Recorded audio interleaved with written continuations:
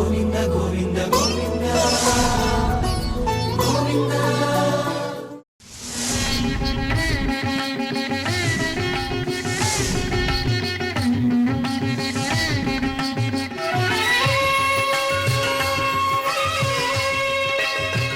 గురుర్బ్రహ్మా గురుర్విష్ణు గురుర్దేవో మహేశ్వరః గురు సాక్షాత్ పరబ్రహ్మ తస్మై శ్రీ గురవే నమః.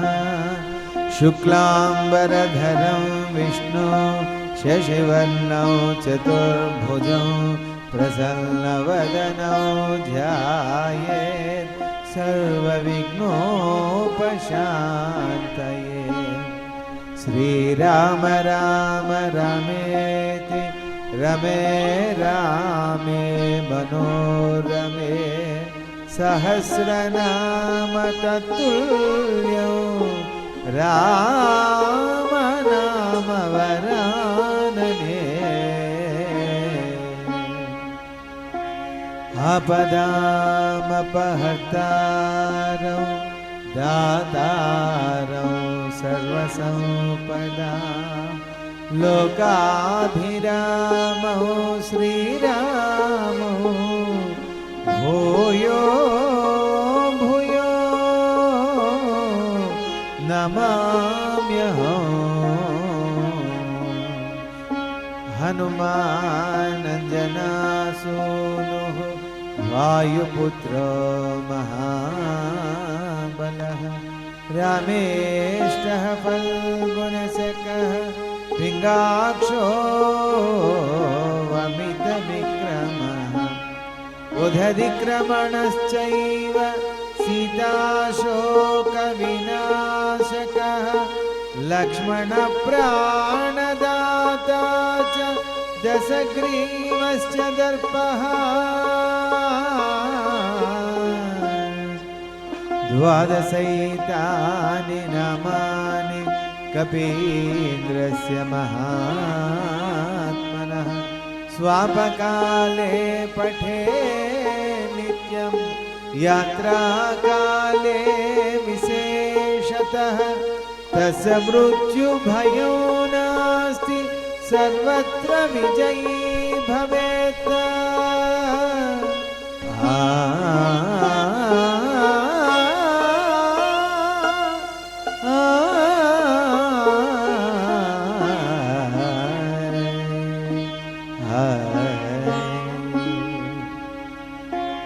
యత్ర యత్ర రఘునాథ కీర్తనం తత్ర తత్ర కృతమస్తకాంజలిం బాష్పవారి పరిపూర్ణలోచనం మారుతిం నమత రాక్షసాంతకం.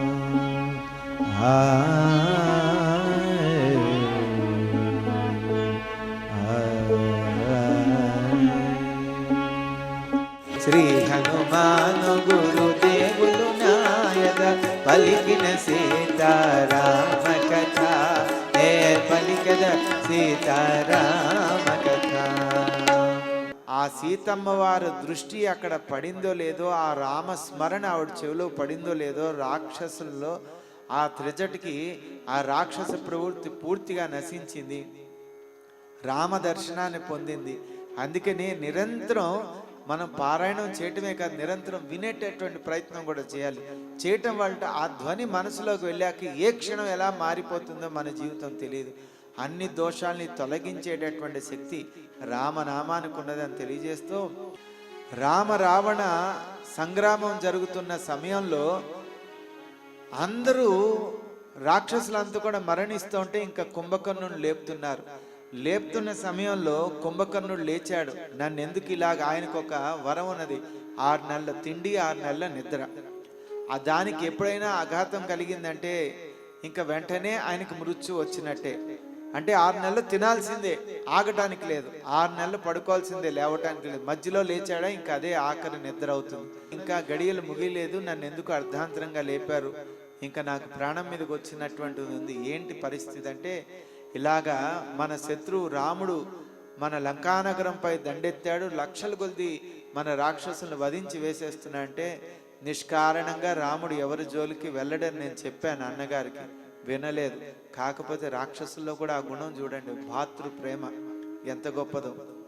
రామాయణం ప్రేమ గురించి వర్ణిస్తూ ఉంటుంది, అందరూ కలిసి ఉండాలనే చూపిస్తూ ఉంటుంది, ఎవరు విడిపోకూడదు, కలిసి ఉంటేనే అందరికీ భాగ్యం కలుగుతూ ఉంటుంది, మనిషి పుట్టడానికి అందరినీ కలుపుకుని నడపటానికి. అలాగా ఆ కుంభకర్ణుడు రావణాసుడి దగ్గరికి వచ్చాడు, నన్ను అర్ధాంతరంగా నిద్ర లేపావు, ఇంకా నేను బతుకుతానో బతకనో నాకు తెలియదు, అందున రాముడితోటి యుద్ధం చేయడానికి వెళ్తున్నాను, మరణం తప్ప ఏం ఉండదు, కాకపోతే యుద్ధంలో మరణిస్తే మోక్షం, ఈ రకంగా అయినా నా తనువు చాలిస్తాను. అసలు నేను ఒక విషయం చెప్తాను, మహాసాధ్వి సీతమ్మను అపహరించి తీసుకొచ్చావు, ఆనాడే చెప్పాను నువ్వు చేసేది తప్పని, వినలేదు. పోనీ నీ కోరిక తీరిందా? ఇంతమంది ప్రాణాలని పనంగా పెట్టావు, నీ తుచ్చమైన కోరిక గురించి అదన్నా తీర్చుకోగలిగావంటే నువ్వు కామరూపుడు కదా, ఏ రూపాన్ని కావాలంటే ఆ రూపాన్ని ధరించగలిగినటువంటి యోగ్యత కలిగినటువంటి వాడి కదా. మరి మారువేషంలో ఉన్న వెళ్ళి కనీసం నీ కోరిక తీర్చుకుని ఉంటే మా చావుకు పోనీలే, ఆయనకి ఒక తృప్తిగా తెచ్చేవాళ్ళం, ఆయన కోరిక నెరవేరింది, పాపం వల్ల మేము చావాల్సి వస్తుంది అని అనుకుంటామంటే రావణాసుడు చెప్పాడు, ఆ వేషం కూడా వేసాడు, రాముడిలాగా వేషం వేసుకుని అమ్మవారి దగ్గరికి వెళ్ళేటప్పటికి వాళ్ళ తల్లి కనపడింది. ఆవిడ వేషం వేసుకుంటేనే గుణం మారిపోతుంది. అలాగా ఆ సీతమ్మ వారి దృష్టి అక్కడ పడిందో లేదో, ఆ రామస్మరణ ఆవిడ చెవిలో పడిందో లేదో, రాక్షసుల్లో ఆ త్రిజటికి ఆ రాక్షస ప్రవృత్తి పూర్తిగా నశించింది, రామ దర్శనాన్ని పొందింది. భూదేవంత ఓర్పు కలిగినటువంటి ఆ భూదేవి సీతమ్మను శరణు కోడితేనే మనని భద్రంగా కాపాడగలుగుతుంది, లేకపోతే మనకు మరణం తప్పదని తెలియజేస్తోంది. ఏమంటుందో తెలుసుకుందాం. ఇంకా ఎవరోరు ఎలా కనబడుతున్నారు? తెల్లవారుజామున 4వ జామున 4 భాగాలుగా తన కలలో చూసిందంతా విడగొట్టి చెప్తోంది. మొట్టమొదటి భాగంలో రాముడు లక్ష్మణుడు సీతామాత ఎలా కనపడ్డారు, వేటి మీద కనపడ్డారు, ఇదని మంచి శకునాలు. అలాగే 2వ భాగంలో రావణాసుడు రాక్షసులు ఎలా కనపడ్డారు, ఇవన్నీ భయంకరమైన కష్టాలకి ప్రతీకాలు. 3వ భాగంలో విభీషణుడు ఎలా కనబడుతున్నాడు, ఒక భాగ్యాన్ని పెంచేటటువంటిది. 4వ భాగంలో హనుమంతుడు ఎలా వచ్చాడు, శత్రు నిర్మూలన.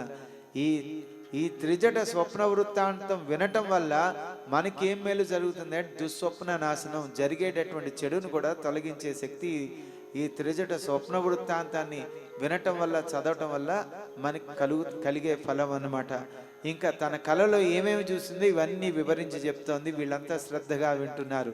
ఏం చెప్పిందంటే, గజదంతములచే నిర్మితమైన 1000 హంసలతో వనరుగనున్న, గజదంతములచే నిర్మితమైన 1000 హంసలతో వనరుగనున్న, గగన మార్గమున ఎగురుచుండిన శ్రేష్టమైన ఒక శిబికయందున, గగన మార్గమున ఎగురుచుండిన శ్రేష్టమైన ఒక శిబికయందున, శుక్లాంబరముల దాల్చిన వారు రామ లక్ష్మణులు అగుపించినారు, శుక్లాంబరముల దాల్చిన వారు రామ లక్ష్మణులు అగుపించినారు అని తెల్పే త్రిజట స్వప్న వృత్తాంతము, అని తెల్పే త్రిజట స్వప్న వృత్తాంతము,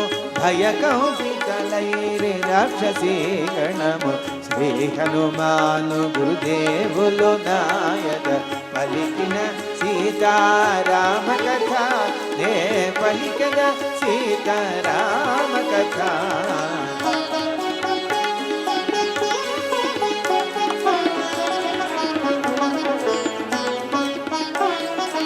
4 దంతముల ఏనుగు పైన రామ లక్ష్మణులు ఏ తెంచినారు, 4 దంతముల ఏనుగు పైన రామ లక్ష్మణులు ఏ తెంచినారు, వైదేహికి ఇరువంకల నిలచి దివ్య తేజమున వెలుగొందినారు, వైదేహికి ఇరువంకల నిలచి దివ్య తేజమున వెలుగొందినారు, ఊరతో మహాగజము లంకాపురిపై చేసెను పయనము మూరతో మహాగజము లంకాపురిపై చేసెను పయనము అని తెల్పె త్రిజట స్వప్న వృత్తాంతము అని తెల్పె త్రిజట స్వప్న వృత్తాంతము భయకంపితలైరి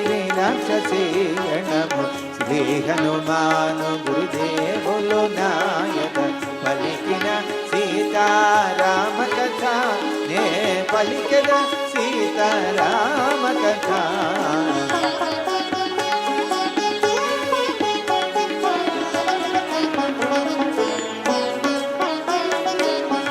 సాగరమందున ఉన్నతమైన స్వచ్ఛమైన గిరి శిఖరము పైన సాగరమందున ఉన్నతమైన స్వచ్ఛమైన గిరి శిఖరము పైన శుక్లాంబరము ధరించిన సీతను రామచంద్రుడు అంకము చేర్చెను శుక్లాంబరము ధరించిన సీతను రామచంద్రుడు అంకము చేర్చెను అవని జాత రవిచంద్రులను చేతులారగా తాకుచుండెను అవని జాత రవిచంద్రులను చేతులారగా తాకుచుండెను అని తెల్పె త్రిజట స్వప్న వృత్తాంతము అని తెల్పె త్రిజట స్వప్న వృత్తాంతము భయకంపితలైరి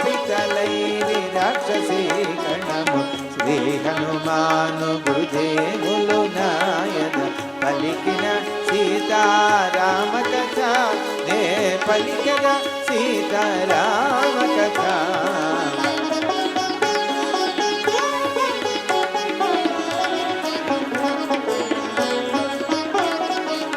పాలకడలిలో తెల్లని ఒక గిరి గిరిపై గిరి వల్లే తెల్లని ఒక కరి పాలకడలిలో తెల్లని ఒక గిరి గిరిపై గిరి వల్లే తెల్లని ఒక కరి కరిపై మంగళకరమౌ అంబారి అంబారి పైన శ్రీరామమూర్తి కరిపై మంగళకరమౌ అంబారి అంబారి పైన శ్రీరామమూర్తి చిరునగవులతో వాసినుడయ్యే జగదవి రాముడు పూర్వాభిముఖుడై చిరునగవులతో వాసినుడయ్యే జగదవి రాముడు పూర్వాభిముఖుడై అని తెల్పె త్రిజట స్వప్న వృత్తాంతము అని తెల్పె త్రిజట స్వప్న వృత్తాంతము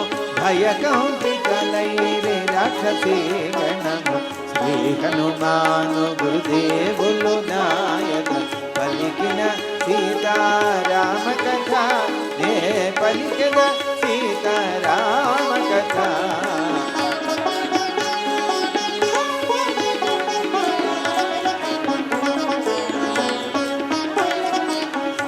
దేవతలందరూ పరిసేవ్యోప ఋషిగణములు అభిషేక్యోప దేవతలందరూ పరిసేవ్యోప ఋషిగణములు అభిషేక్యోప గంధర్వాదులు సంకీర్త్యోప బ్రహ్మాదులు మునుముందును త్యోప గంధర్వాదులు సంకీర్త్యోప బ్రహ్మాదులు మునుముందును త్యోప సీతారాముడు విష్ణుదేవుడై శోభిల్లెను కోటి సూర్యదేవుడై సీతారాముడు విష్ణుదేవుడై శోభిల్లెను కోటి సూర్యదేవుడై అని తెల్పె త్రిజట స్వప్న వృత్తాంతము అని తెల్పె త్రిజట స్వప్న వృత్తాంతము భయకంపితలైరి రాక్షసీ గణము శ్రీ హనుమాను గురుదేవులు నాయన పలికిన సీతారామ కథ నే పలికిన సీతారామ కథ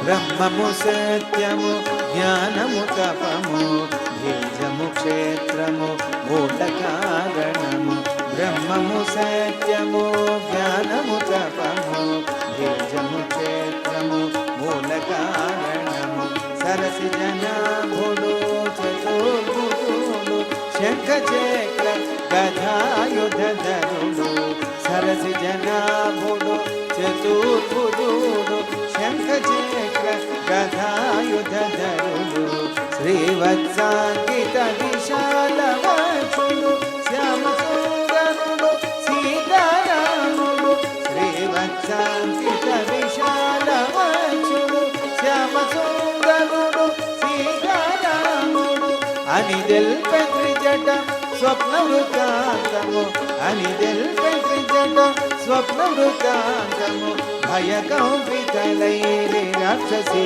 గణము శ్రీ హనుమాను గురుదేవులు నాయక పలికిన సీతారామ కథ నే పలికిన సీతారామ కథ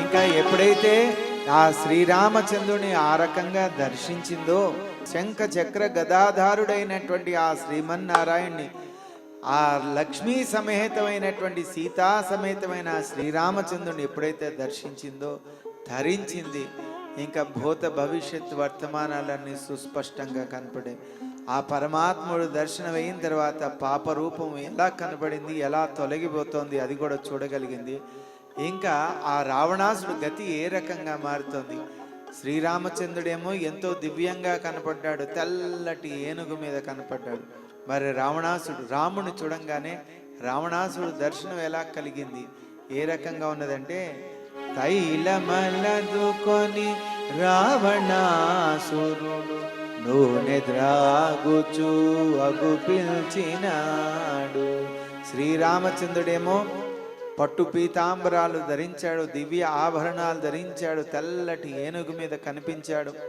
సీతా సమేతుడై కనపడ్డాడు శంఖ చక్ర గదాధరుడై కనబడితే ఎలా ఉన్నది ఆ సన్నివేశం అంటే దేవతలందరూ పరిసేవింప ఋషిగణంబులు అభిషేకింప గంధర్వాదులు సంకీర్తింప నృత్య మృదంగాలతో మంగళధ్వనులతోటి ఆ సీతారాములు దర్శనమిస్తే రావణాసుడు ఎలా కనబడుతున్నాడంటే నల్లటి బట్టలు ధరించాడు ఒళ్ళంతా నూనె పూసుకున్నాడు నూనె తాగుతో కనబడుతున్నాడు అంటే ఇంకా రావణాసుడి యొక్క అంతిమ స్థితి చివరి స్థితి ఏర్పడింది ఇంకా చేసిన పాపాల యొక్క ఫలం అనుభవించబోతున్నాడు ఇంకా లోకంలో ఏ దిక్కులో పోయినా ఆయనకి రక్షణ కలగదు చావు తప్ప వేరే దిక్కు లేదు అని ఆ రకంగా కనబడుతున్నాడు ఆయన నమ్ముకున్నటువంటి వాళ్ళ గతి కూడా ఎలా ఉన్నది వాళ్ళు కూడా మృత్యుకూపంలో చిక్కుకోబోతున్నారు ఇవన్నీ స్పష్టంగా చూసింది సగం లంకానగరం అంతా కూడా సముద్రంలో కలిసిపోయింది పొందింది ఏది లేకుండా ఉన్నది ఎన్ని పొందినా అన్ని తన కళ్ళ ముందరే పోగొట్టుకున్నాడు రావణాసుడు ఏం జరిగింది ఎలా కనపడ్డాడు తైలమలదుకొని రావణాసురుడు నూనె ద్రాగుచు అగు పిల్చినాడు కాలాంబరమును ధరించినాడు కరవీరమాల దాల్చినాడు పుష్పకమందుండి నేలబడినాడు కడకొక స్త్రీచే ఈడ్వబడినాడు పుష్పకమందుండి నేలబడినాడు కడకొక స్త్రీచే ఈడ్వబడినాడు అని తెల్పె త్రిజట స్వప్న వృత్తాంతము అని తెల్పె త్రిజట స్వప్న వృత్తాంతము భయ కంపితలైరి రాక్షసీ గణము ఏ పుష్పక విమానం 4 దిక్కుల నుంచి రక్షణ కలిగిస్తుందో అటువంటి పుష్పక విమానం రావణాసుడి దగ్గర ఉన్న రావణాసుడిని కాపాడలేకపోయింది ధర్మం నశించేటప్పటికి ఎంత ప్రళయం వస్తుందో అధర్మం పెరిగేటప్పటికి పాపం పెరిగేటప్పటికి ధర్మమే బలంగా ఎదిగి ఈ పాప ప్రక్షాళన చేస్తుంది ధర్మం అప్పుడు దగ్గరికి రానికుండా ఉంటుంది పుష్పక విమానం రావణాసుడు భవనంలో ఉంది ఎంతో వైభోగంగా ఉన్నది కానీ ఏమున్నది ఆ వైభోగం ఉన్న భవనం కాలిపోయింది, పుష్పక విమానం మిగిలి ఉన్నది. లంకానగరం అంతా సర్వనాశనం అయిపోయింది, విభీషణ గృహం ఒకటే సురక్షితంగా ఉంది. అతి సుందరమైనటువంటి లంకానగరంలో సుందరమైన అశోకవనం సర్వనాశనమైంది, సీతామాత కూర్చున్న ప్రాంతమే సురక్షితంగా ఉంది. అబద్ధం ఎంత అందంగా ఉన్నా అది ఏదో ఒక రోజు నాశనం చెందక తప్పదు, మిగిలేది ఏది ఉండదు. సత్యం ఎంత బలహీనంగా ఉన్నా ఎప్పటికైనా బలంగా అదే ఎదుగుతుంది, అదే అందరినీ కాపాడుతుంది, ఆ సత్యమే అందరినీ సంరక్షిస్తుంది. అదే జరగబోతోంది. ఇంకా రావణాసుడు ఆ భవనం అంతా కూడా నాశనం కాబోతోంది. కాలాంబరమును ధరించినాడు, కరవీరమాల దాల్చినాడు. అంటే కరవీరమాల అంటే మన జిల్లెడు పువ్వులు ఉంటాయి కదా, మృత్యుకి సంకేతం. ఆ జిల్లెడాకులు, జిల్లెడు పువ్వులు కళ్ళల్లో పడితే కళ్ళు పోతాయి, తింటే ప్రాణం పోతుందంట. అట్లాంటివి అది జిల్లెడు పువ్వులు, జిల్లెడు ఆకులతోటి పూజ చేసేది ఎవరికంటే హనుమంతుల వారికి పూజ చేస్తే అనారోగ్యం తొలగిపోతుందని. హనుమంతుల వారి దగ్గరికి వస్తే ఈ ప్రమాదకరమైనది కూడా అది పాయసం కింద మార్చేస్తాడు, అమృతం కింద చేస్తాడు హనుమంతుల వారి యొక్క గొప్పతనం. అంతేకాకుండా హనుమంతుల వారి యొక్క వాహనం ఏంటంటే ఒంటె. ఒంటె కలలోకి వచ్చిందంటే వాడికి చావు తప్పదు, చావుకి శకటం ఒంటె. కానీ అటువంటి వారు వాహనం ఎవరు? హనుమంతుల వారి వాహనం ఒంటె. ఒంటె హనుమంతుల వారు ఎక్కి కూర్చుంటే చావు కూడా తల వంచక తప్పదు. మృత్యుదేవత అమ్మవారిని పూర్తిగా ఆవహించింది, కానీ హనుమంతుల వారు ఉండేటప్పటికి మృత్యుదేవత తొలగిపోయింది, పారిపోయింది. హనుమంతుల వారు ఎక్కడుంటారో సకల అభిష్టాలు ఉంటాయి, సకల అరిష్టాలు తొలగుతాయి. ఇంకా రావణాసుడు ఎలా కనపడ్డాడు, ఎవరెవరు దేని మీద కనపడ్డారో అవన్నీ కూడా కష్టానికి సంకేతాలు. ఆ కష్టం కూడా ఎలాగా మృత్యువే, ఆ మృత్యుకు మించిన భయం లేదు, అట్లాంటి భయంతో కూడినటువంటిది, లాక్కుపోతాయని అట్లాంటివి కనబడుతున్నాయి. ఎవరెవరు దేని మీద కనపడ్డారు? రావణుడు వరాహము పైన, కుంభకర్ణుడు ఒంటె పైన, ఇంద్రజిత్తు మకరము పైన, దక్షిణ దిశగా పడిపోయినారు. రాక్షసులందరూ గుంపు గుంపులుగా మల్లున కలిసిరి సౌమూలముగా అని తెల్పె త్రిజట స్వప్న వృత్తాంతము, అని తెల్పె త్రిజట స్వప్న వృత్తాంతము. భయకంపితలైరి రాక్షసీ గణము. ఇంకా మిగతా వాళ్ళు ఎవరెవరు ఎలా కనపడ్డారు? వరాహముపై ఓవు రావణుడు భయపడి బెదిరి జారిపడినాడు. వరాహముపై పోవు రావణుడు భయపడి బెదిరి జారిపడినాడు. వెర్రివాని వలె కేకలిడినాడు, వస్త్రహీనుడై పరుగిడినాడు. వెర్రివాని వలె కేకలిడినాడు, వస్త్రహీనుడై పరుగిడినాడు. దుర్గంధ పంక కూపమందున దుర్గతి పాలై తూలిపడినాడు. దుర్గంధ పంక కూపమందున దుర్గతి పాలై తూలిపడినాడు. అని తెల్పె త్రిజట స్వప్న వృత్తాంతము, అని తెల్పె త్రిజట స్వప్న వృత్తాంతము. భయకంపితలైరి రాక్షసీ గణము. శ్రీ హనుమాను గురుదేవులు నాయద పలికిన సీతారామ కథ, నే పలికద సీతారామ కథ.